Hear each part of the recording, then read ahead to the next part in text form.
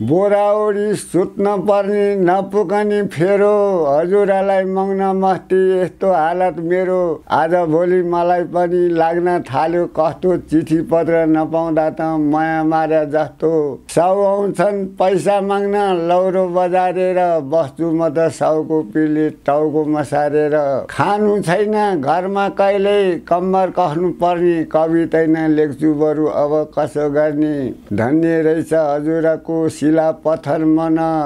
मिलाएको दिनदेखि भेट नभइकन राति राति हिँड्या बेला के बोल्या थियो पहिले भेटघाट नै हुन छाड्यो के गरेछ अहिले हजुरलाई खाना दिन्थ्यो गन्द्रुक र ढेँडो दुःख पाले गर्दाखेरि इज्जत थिएन मेरो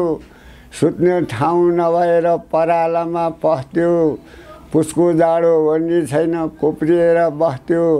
कहिले बस्थ्यो कोसको गोठमा कहिले ओडार कुना कहिले हामी बिर्सिँदैन हजुरले सुना कुराकानी सकिएर राति आउँथ्यो घर दिनमा हिँड्न पाउँदैन थियो पन्छे चोरको डर उँभो कहिले नआउने भो समुद्रको जल हजुरले बोल्या बोली आकाशको फल गर्छु भन्ने नेताहरूले कमाइहाले धन सोधो सिधा जनताको बिगाडिदिए मन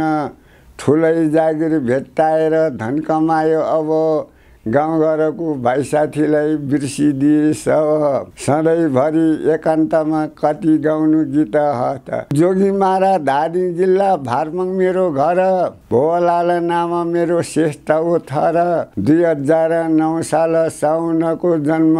मैले यति भनिदिएँ कस्तो लाग्यो मनमा हतार